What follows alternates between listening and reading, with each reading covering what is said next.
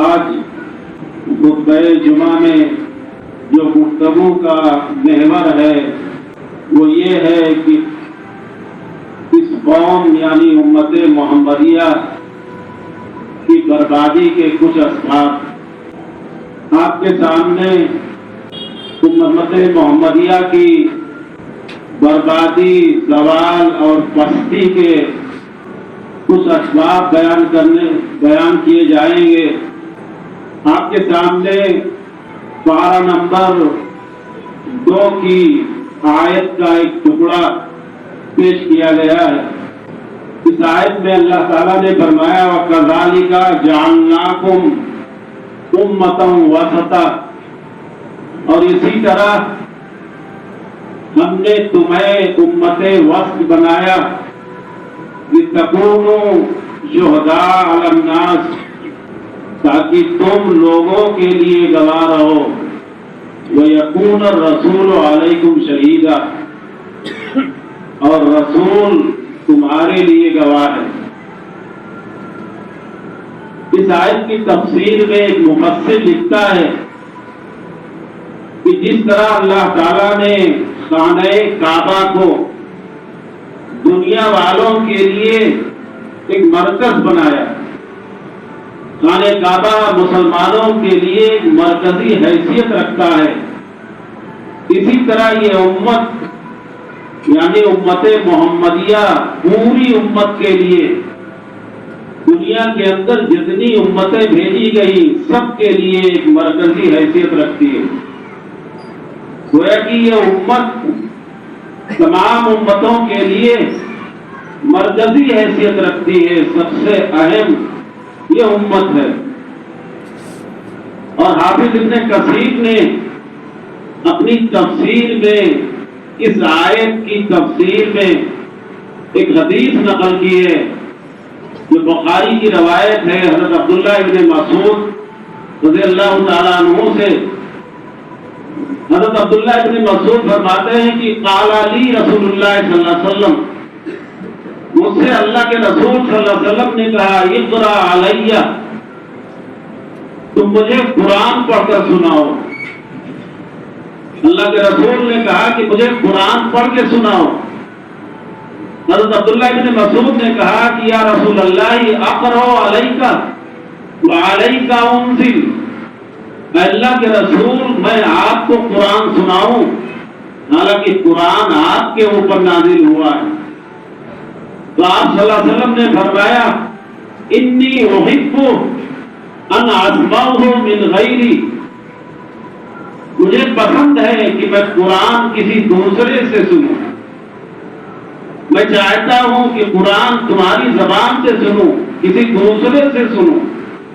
چنانچہ حضرت عبداللہ ابن مسعود رضی اللہ تعالیٰ عنہ کہتے ہیں فقرأت سورۃ النساء، میں نے سورۃ النساء کی تلاوت کی، حتی بلغت، یہاں تک کہ جب میں اس آیت پہ پہنچا فکیف اذا جینا من کل امت بشہید وجینا بک علی ہؤلاء شہیدا، جب میں اس آیت پہ پہنچا کہ اس وقت کیا ہوگا، کیا حال ہوگا کہ ہر امت سے گواہ پیش کیا جائے گا، اور اے نبی آپ کو ان کے لیے گواہ کے طور پر پیش کیا جائے گا۔ حضرت عبداللہ ابن مسعود کہتے ہیں کہ جب میں اس آیت کے اوپر پہنچا سر جھکائے ہوئے میں قرآن کی تلاوت کر رہا تھا، اللہ کے رسول نے کہا کہ امسک، رک جاؤ، ٹھہر جاؤ، بس کرو۔ حضرت عبداللہ ابن مسعود کہتے ہیں جب میں نے سر اٹھایا وَرَأَيْتُ عَيْنَيْهِ تَذْرِفَانِ، تو میں نے دیکھا کہ اللہ کے رسول کی آنکھیں آنسوؤں سے بھر آئی، گویا کہ اللہ کے رسول صلی اللہ علیہ وسلم رو رہے ہیں۔ ظاہراً ایسا لگتا ہے کہ اس آیت میں رونے کی کوئی بات نہیں ہے، پھر اللہ کے رسول صلی اللہ علیہ وسلم کیوں رونے لگے اس آیت کو سن کر کے؟ اگر ایک جملے میں کہا جائے احساس ذمہ داری، ذمہ داری کا احساس کہ اللہ جب گواہ کے طور پر مجھے پیش کرے گا تو میں نے وہ ذمہ داری دنیا کے اندر نبھائی یا نہیں نبھائی یہ اللہ ضرور پوچھے گا۔ اسی لیے اللہ کے رسول نے فرمایا تھا نحن الآخرون الاولون یوم القیامہ، ہم دنیا میں تو سب سے بعد میں آئے لیکن قیامت کے دن سب سے پہلے ہم ہوں گے کہ نحن اول من يدخل الجنہ، کہ سب سے پہلے ہم جنت میں داخل ہوں گے۔ گویا کہ یہ اس امت کی فضیلت ہے، امت محمدیہ کی یہ فضیلت ہے، اور یہی فضیلت ایک مفسر نے اسی آیت کی تفسیر میں ایک حدیث پیش کی ہے۔ حضرت ابو سعید خدری رضی اللہ تعالیٰ عنہ اس حدیث کے راوی ہیں، کہتے ہیں کہ اللہ کے رسول نے فرمایا یدعا نوح یوم القیامہ، نوح علیہ السلام کو قیامت کے دن بلایا جائے گا، اللہ کے سامنے پیش ہوں گے۔ اللہ تعالیٰ کہے گا، نوح علیہ السلام کہیں گے لبیک وسعدیک یا ربی، اے میرے رب میں حاضر ہوں۔ اللہ کہے گا حل بلغت، نوح علیہ السلام کو مخاطب کر کے اللہ کہے گا حل بلغت، کیا تمہیں جو رسالت ملی تھی، جو پیغام ملا تھا، وہ کما حقہ تم نے پہنچایا؟ وہ کہیں گے کہ ہاں اللہ میں نے پہنچا دیا۔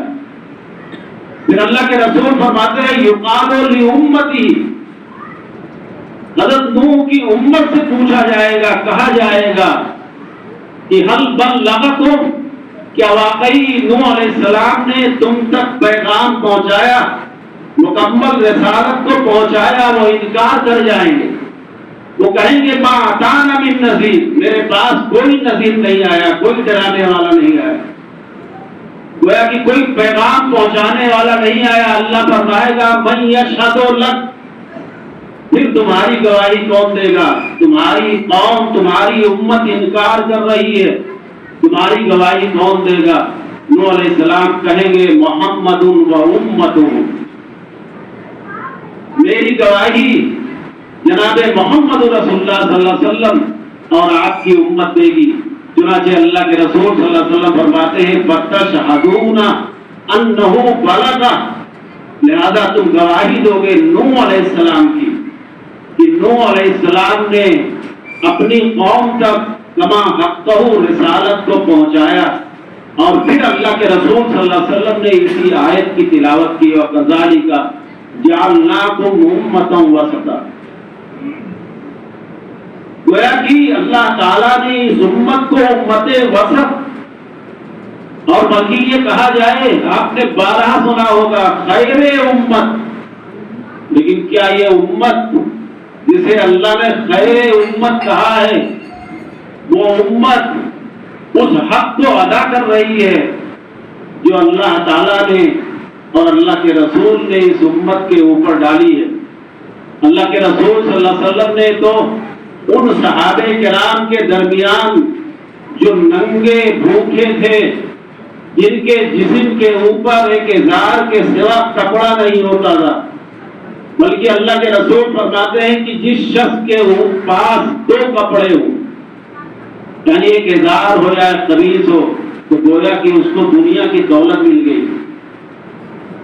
ایسی قوم اور ایسے صحابہ کرام سے اللہ کے رسول نے کہا تھا، حضرت ثوبان رضی اللہ تعالیٰ عنہ حدیث کے راوی ہیں جو اللہ کے رسول کے غلام ہیں، کہ اللہ کے رسول نے فرمایا ما زوالی الارض برائیتو ان اللہ زوالی الارض برائیتو مشارقہا و مغاربہا، اللہ نے دنیا کو میرے لیے سمیٹ دی، جمع کر دی، اور جب اللہ نے جمع کیا تو میں نے مشرق کو بھی دیکھا اور مغرب کو بھی دیکھا، گویا کہ اللہ کے رسول صلی اللہ علیہ وسلم کے معجزات میں سے ہے۔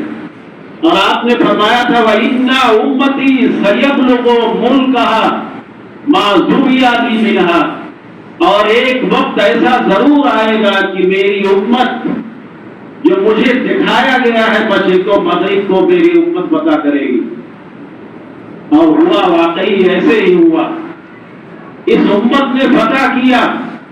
صرف 30 سالہ مدت میں دنیا کی کوئی طاقت یہ مثال پیش نہیں کر سکتی کہ اتنی قلیل مدت کے اندر مشرق کو بھی فتح کیا اور مغرب کو بھی فتح کیا۔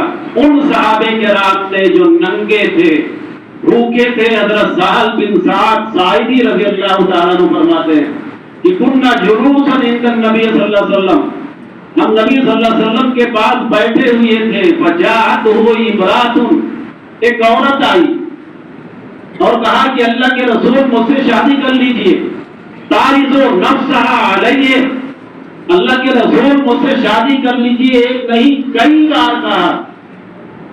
اللہ کے رسول صلی اللہ علیہ وسلم، حضرت سہل بن سعد کہتے ہیں وَخَفَّضَ النَّظَرَ وَرَفَعَهُ، اللہ کے رسول نے نیچے سے اوپر تک دیکھا، کوئی جواب نہیں دیا۔ ایک صحابی بیٹھے ہوئے تھے، کہا کہ اللہ کے رسول زوجنیھا، اللہ کے رسول مجھ سے اس کی شادی کرا دیجیے۔ آپ نے پوچھا عندک من شیء، کیا تمہارے پاس کچھ ہے؟ سوچئے وہ صحابہ کرام کے تعلق سے کہ جس صحابی کو اللہ کے رسول کہہ رہے ہیں کیا تمہارے پاس کچھ ہے؟ کہا ما عندک من شیء الا ازاری، اللہ کے رسول میرے پاس سوائے میرے ازار کے جو میں پہنے ہوئے ہوں، اور ازار آپ جانتے ہیں کمر سے نیچے پہنا جاتا ہے، گویا کہ اوپر سے ننگے تھے، سوائے اس ازار کے اور ایک کٹورا کے میرے پاس کچھ نہیں ہے، پوری دنیا کی یہی دولت میرے پاس ہے۔ اللہ کے رسول نے اس سے شادی کرا دی۔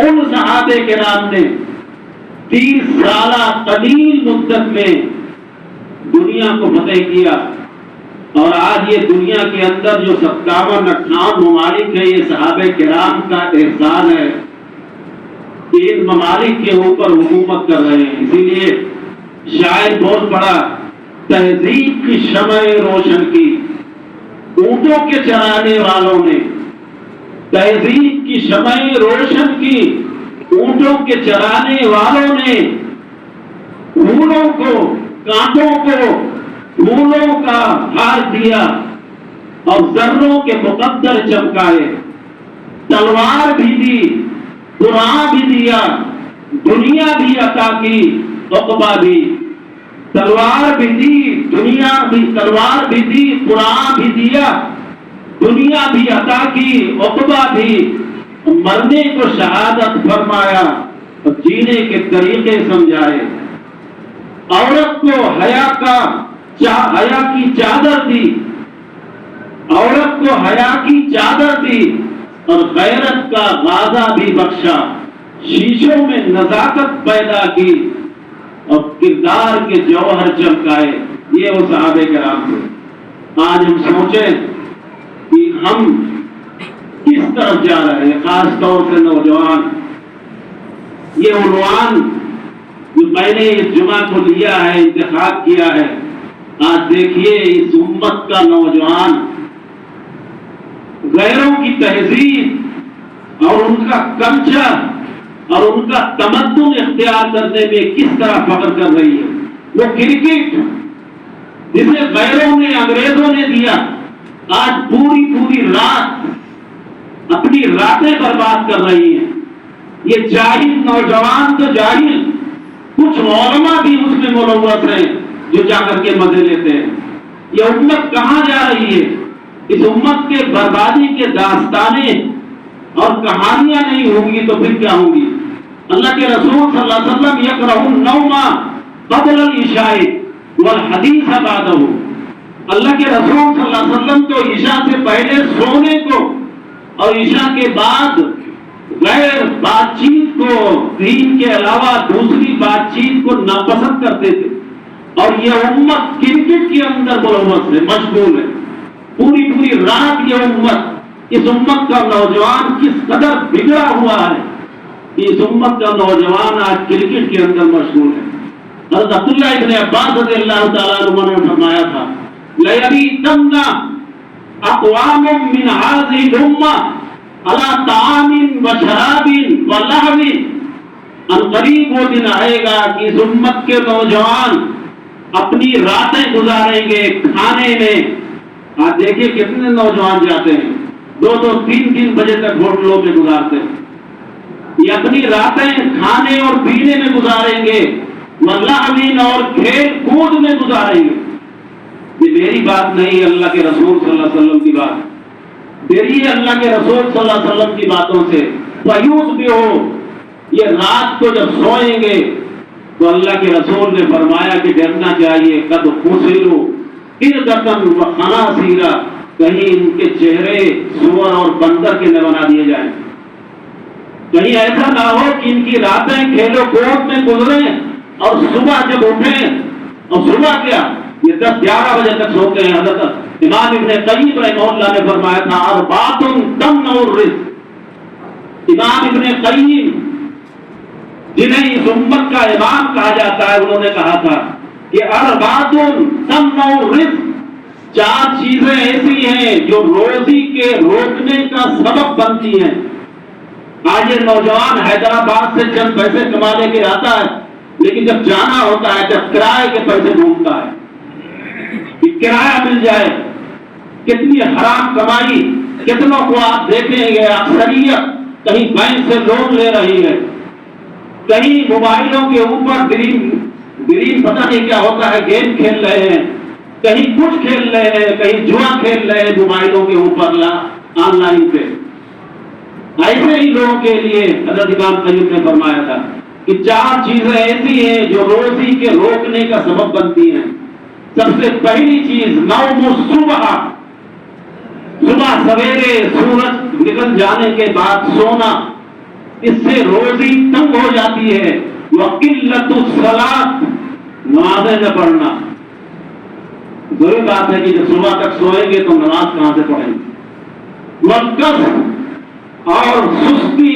اللہ کے رسول نے فرمایا تھا جب کوئی شخص ہوتا ہے تو شیطان اس کے سر میں 3 گرہیں لگا دیتا ہے۔ اگر وہ اذان کے وقت اٹھ گیا، وضو کیا، نماز پڑھ لی، گرہیں کھل جاتی ہیں۔ اور اگر صبح تک سویا رہا، سورج نکلا رہا، تو جب صبح اٹھتا ہے تو خبیث النفس، مرجھایا ہوا خباثت چہرے سے ظاہر ہوتی ہے۔ اور چوتھی چیز اللہ کے رسول نے فرمایا والخیانہ، حضرت امام ابن قیم نے فرمایا کہ والخیانہ، جب قوم کے اندر خیانت پیدا ہو جاتی ہے تو اس طرح روزی رک جاتی ہے۔ تو لوگوں ہمیں چاہیے کہ ان بےہودہ چیزوں سے ہم بچیں، کم سے کم جو پڑھے لکھے لوگ ہیں وہ اس کے اندر شامل نہ ہوں۔ بڑے افسوس کی بات ہے یہ نوجوان جس کے لیے اللہ کے رسول صلی اللہ علیہ وسلم نے سب سے بڑی طاقت، امت کی طاقت بتائی تھی، اور یہ نوجوان اس کے اندر ملوث ہے۔ آئیے وہ چند اسباب دیکھیں۔ سب سے پہلا سبب جس سے امت برباد ہوتی ہے وہ ہے شرک، توحید کے اندر شرک کی ملاوٹ۔ آج مسلمانوں کی اکثریت 90% آپ دیکھیں گے توحید تو ہے لیکن اس کے اندر شرک کی ملاوٹ ہے۔ چاہے جتنا مضبوط توحید ہو، اگر اس کے اندر شرک کی ملاوٹ ہے تو اللہ کے یہاں یہ اس امت کی پستی کا سبب ہے۔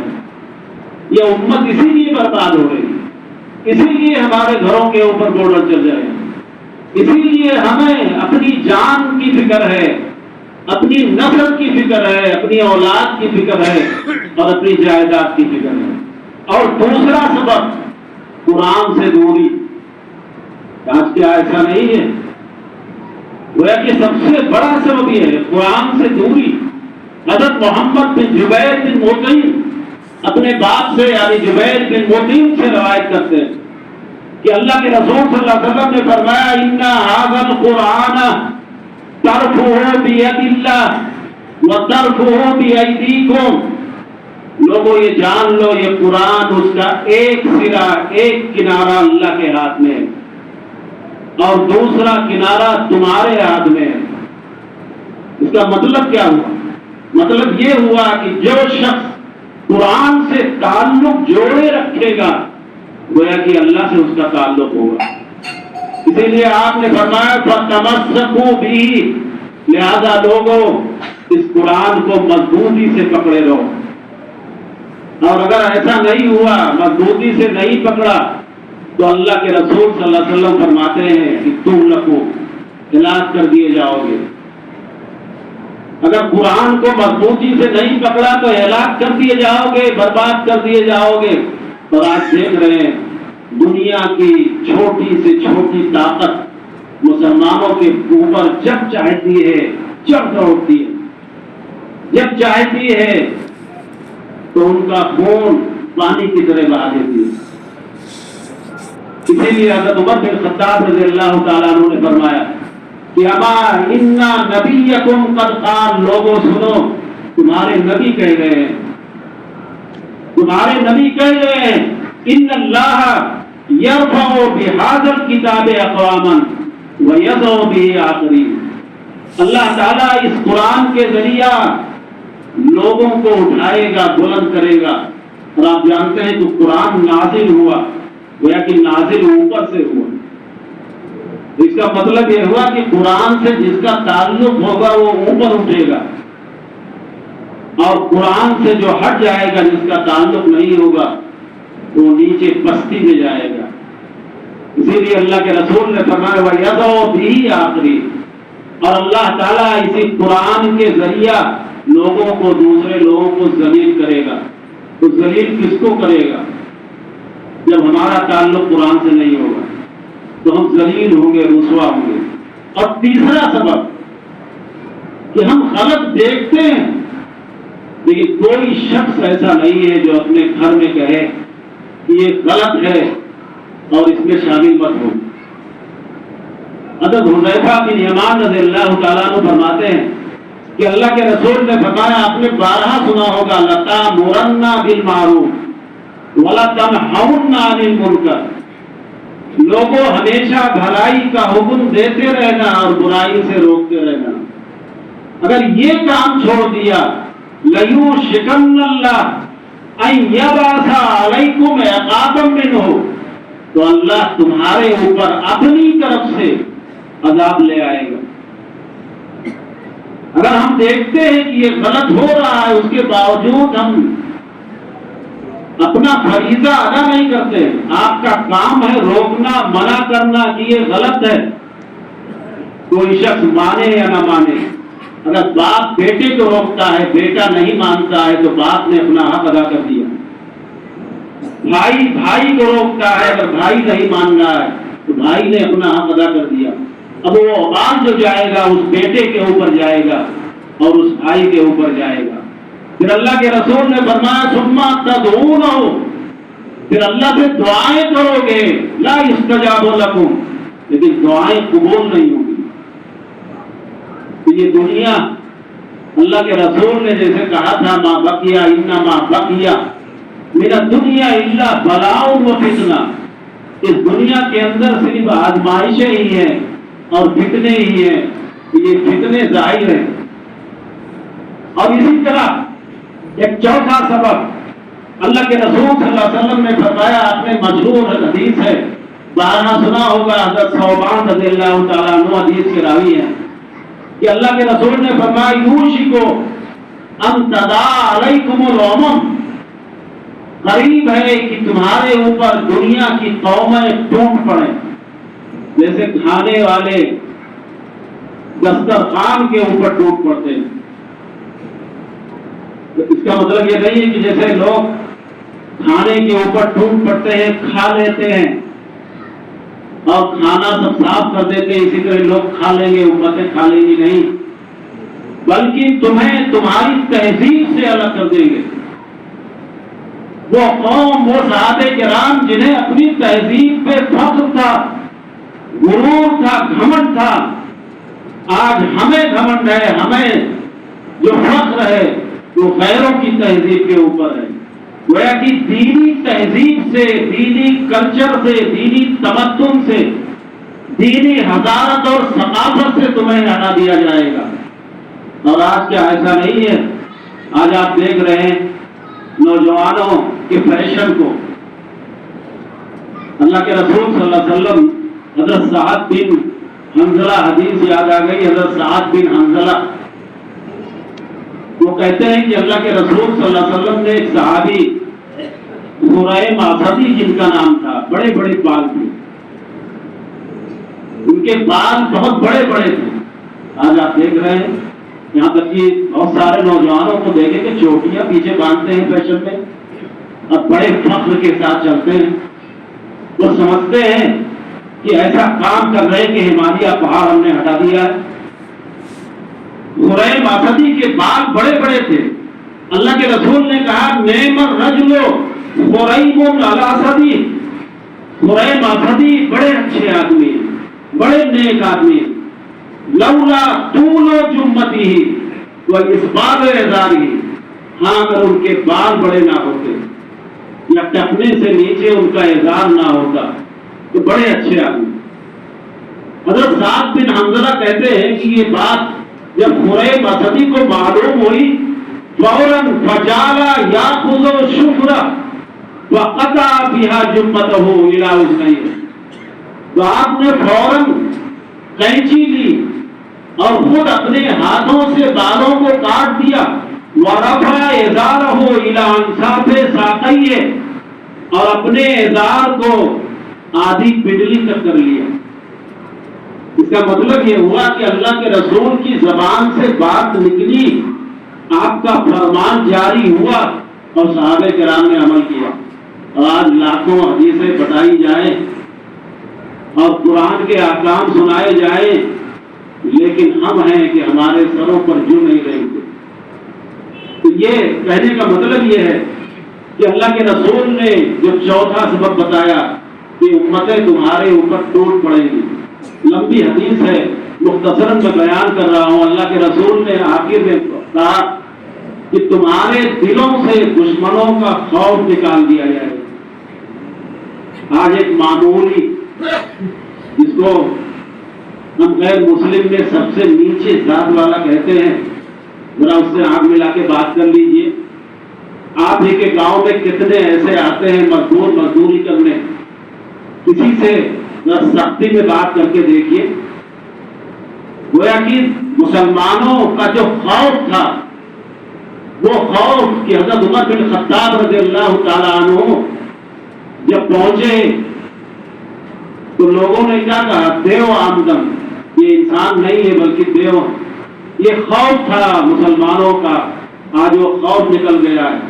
اور ایسا کیوں؟ اللہ تعالیٰ نے وہن ڈال دیا، مسلمانوں کے دل میں وہن پیدا کر دیا ہے. اور وہن کی اللہ کے رسول نے تشریح کی حب الدنیا وکراہیت الموت، دنیا کی محبت اور موت کی ناپسندیدگی. آپ دنیا کی محبت نہیں ہے، اوپر سے لے کر کے نیچے تک، چاہے آپ بڑے افسوس کے ساتھ دینا پڑا، چاہے آپ مرکزی جمعیت اہل حدیث کو لے لیں، صوبائی جمعیتوں کو لے لیں، ضلعی جمعیتوں کو لے لیں، جو کرسی سے چپک گیا وہ قوم دو دھڑے میں بٹ جائے، کیسے بھی ہو جائے، چھوڑنے کو تیار نہیں. یہاں تک کہ گولیاں چل جاتی ہیں لیکن کوئی عہدہ چھوڑنے کے لیے تیار نہیں ہے. تیری کرسی میری کرسی، تیری مسجد میری مسجد، تیرا مدرسہ میرا مدرسہ. اور جانتے ہیں حضرت حسن رضی اللہ تعالیٰ عنہ جنہیں اللہ کے رسول نے جنت میں نوجوانوں کا سردار کہا تھا، صرف 6 مہینے خلافت تھی، لیکن جب دیکھا کہ حضرت حسن اور حضرت معاویہ کے درمیان اختلاف ہوا، صحابہ کرام اور مسلمان دو دھڑوں میں بٹ گئے، تو حضرت حسن نے وہ جوان مردی دکھائی. آج کوئی مسلمان اس طرح دکھانے والا نہیں ہے. حضرت امیر معاویہ کے پاس پہنچے، کہا میں خلافت سے دربردار ہوتا ہوں، میں نہیں چاہتا کہ امت یا مسلمان دو دھڑوں میں بٹے، دو جماعتوں میں بٹے. آج ہے کوئی ایسا معمولی سی کرسی پا کر کے چاہے مسلمان لڑتے رہیں اور اس بستی کی بدنامی ہوتی رہے، کوئی چھوڑنے کو تیار نہیں ہے. تو یہ تھے حضرت حسن رضی اللہ تعالیٰ. تو لوگوں باتیں تو کہنے کی بہت ساری ہیں، ہمیں چاہیے کہ ہم ان خرافات سے بچیں. خاص طور سے وہ لوگ جو سمجھتے ہیں کہ یہ غلط ہے، یہ رات رات بھر جاگنا، نمازیں بھی غائب اور 9-10 بجے تک سونا. اسی لیے حضرت ابن حجر، بس ایک بات کہہ کر کے میں بیان ختم کر رہا ہوں، حضرت ابن حجر رحمہ اللہ نے فرمایا تھا کہ من خوارم المروءہ، جب مسلمانوں کے اندر 4 چیزیں پائی جائیں تو دین ختم ہو جاتا ہے. ان کے اندر دینداری نہیں رہ جاتی، دین ان کے اندر سے ختم ہو جاتا ہے. سب سے پہلی چیز انہوں نے فرمایا کہ فحش القول، زبان سے بری بات نکالنا، رات رات بھر جاگنا اور راستوں میں اس لیے بیٹھنا تاکہ آنے جانے والی عورتوں اور لڑکیوں پر نظر ہو۔ آپ دیکھیے اسکول لگتا ہے، کتنے سرفرے نوجوانوں کو دیکھیں گے جو راستوں میں کھڑے رہتے ہیں۔ راستوں میں کس لیے کھڑے رہتے ہیں؟ چھٹی کے وقت، یہاں تک کہ موٹر سائیکل لے کر کے اسکول کے وقت، چھٹی کے وقت چکر لگائیں گے۔ یہ ایسے نوجوان سرفرے، ایسے قوم کے نوجوان ہیں۔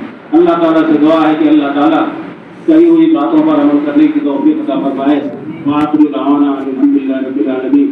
اقول قولی ھذا واستغفر اللہ لی ولکم ولسائر المسلمین فاستغفروہ من کل ذنب انہ هو الغفور الرحیم۔